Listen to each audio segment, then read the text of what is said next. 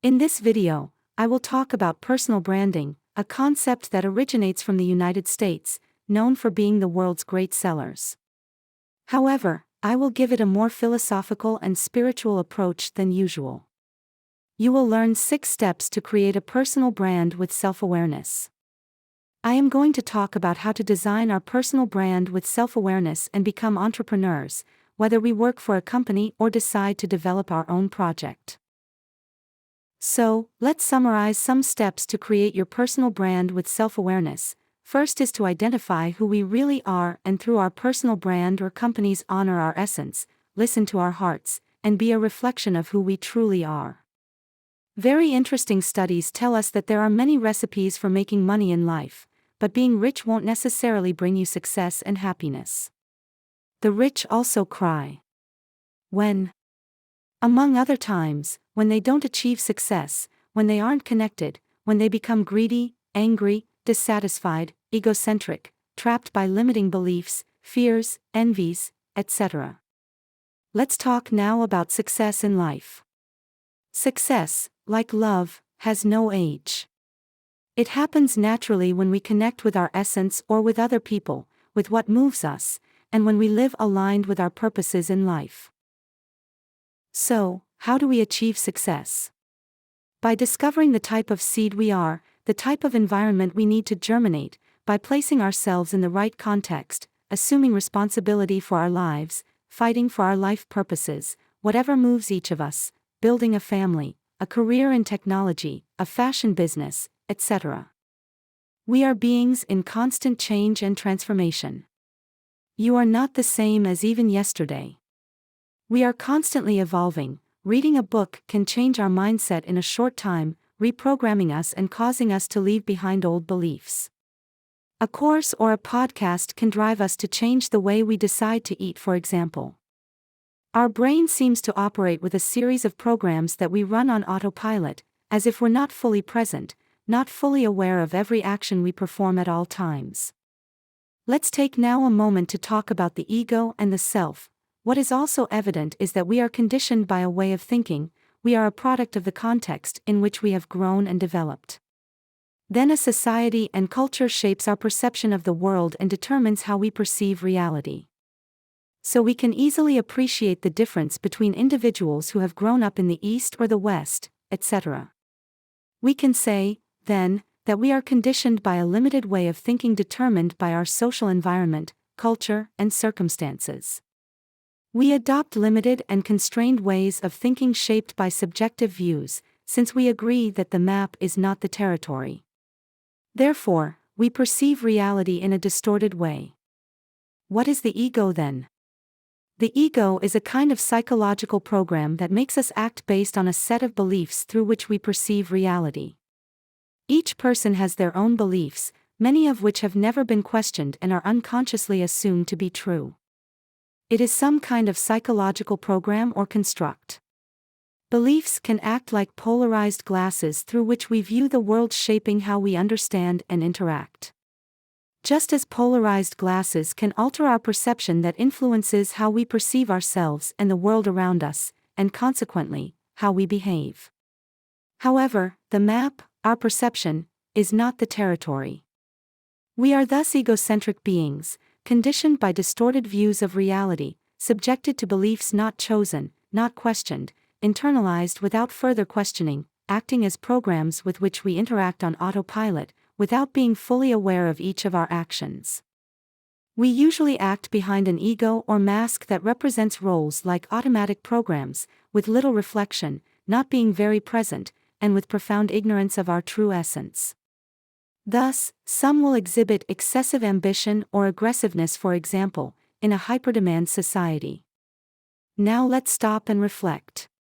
Currently, headlines tell us that around 1 billion people worldwide suffer from stress-related illnesses, a trend that is on the rise according to many studies.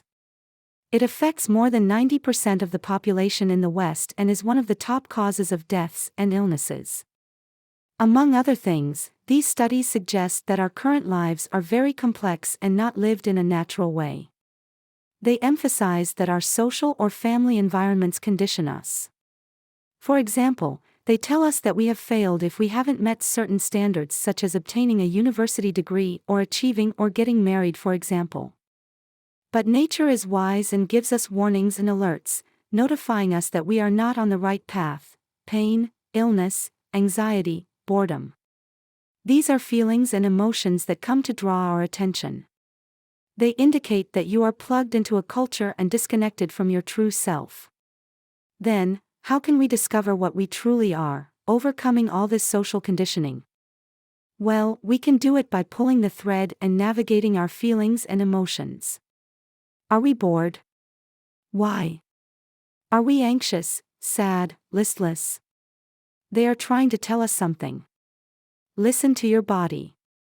On one hand, very recent studies in psychology inform us that what people are regretting the most when they are dying nowadays is not having done what their hearts were asking of them.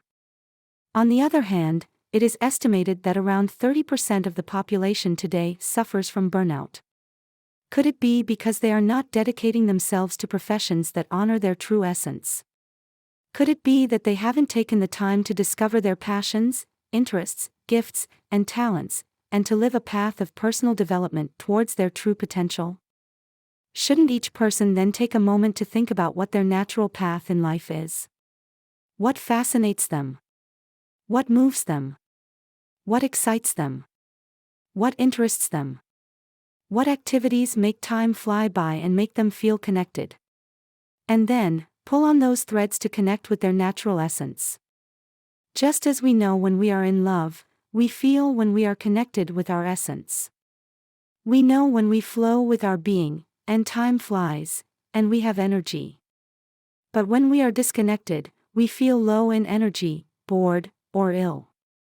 It is then that our internal compass tells us that we are not connected with our essence. The second step to create your personal brand with self-awareness would be to uninstall yourself from the comfort zone. Life is beyond that. Life, which is truly wonderful, it won't happen in a comfort zone. So, why would you want to stay there? It's like traveling in second or third class on a luxury cruise ship. It's all about taking small steps, taking calculated risks, ultimately undertaking new entrepreneurial ventures.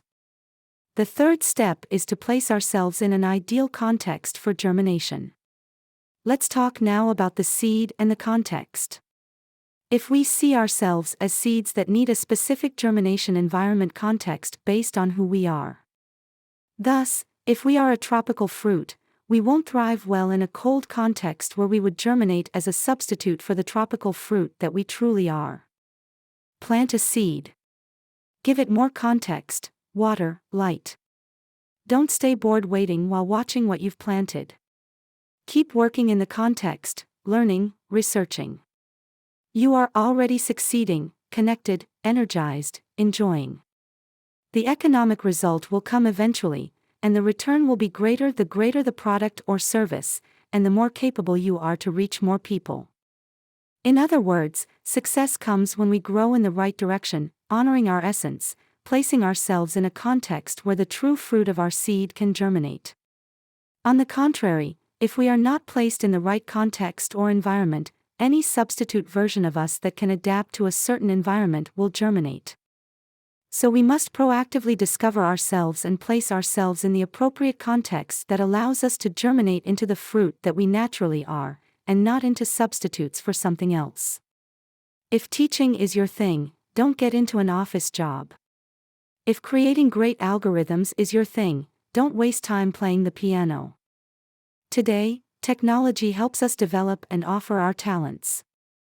Take, for example, a teacher who wants to teach something outside of the formal curriculum. It is possible to offer their services by developing their personal brand online.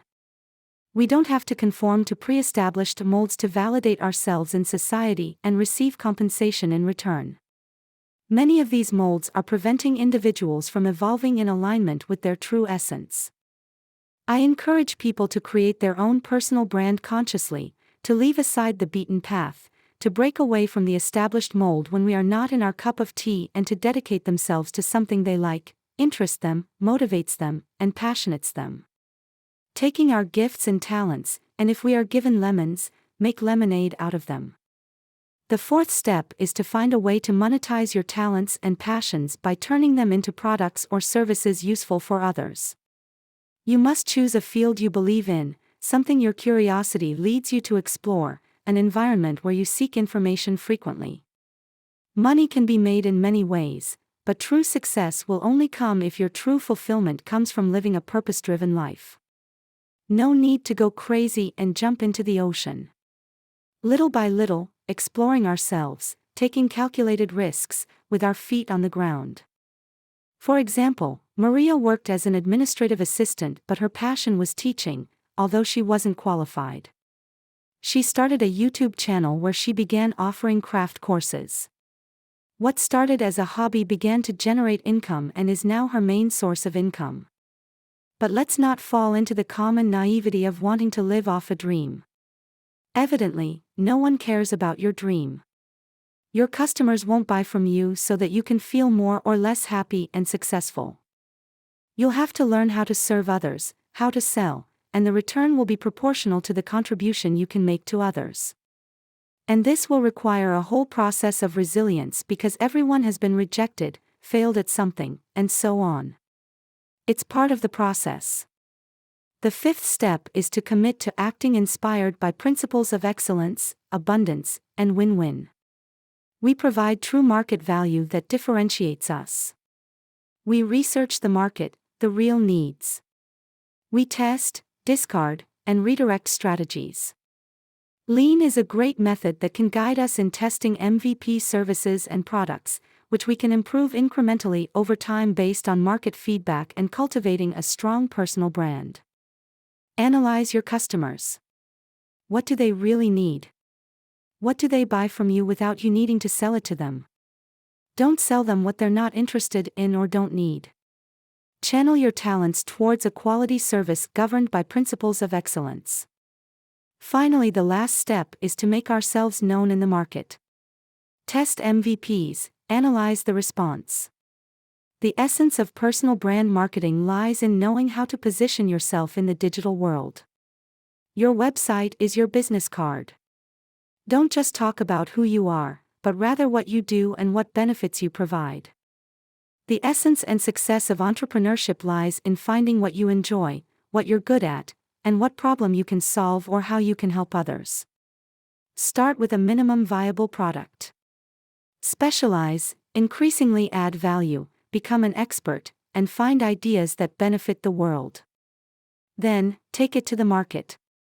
Personal branding marketing is also about knowing how to position yourself in the digital world, creating your website, using social media effectively, and learning to communicate. The key is to explain what you do and the benefits you provide. In summary, self-awareness and entrepreneurship are key elements to create a conscious and successful personal brand in the digital world. And when we dedicate ourselves with excellence to doing our work, when we commit to creating products and services that satisfy others, life tends to be very fair. If your product is valuable and properly exposed to the market, conversion comes in reciprocity to the value you bring to the market. Like a sailor, you'll be the captain of your own sailboat. You sail in your sailboat, choosing your direction and navigating both rough and calm seas. Other sailboats sail alongside you, each with its own captain, direction, and freedom, sailing alongside peers. Thank you for watching. I hope you found it helpful. If you liked it, please give it a like. I would love to hear from you. See you in the next video.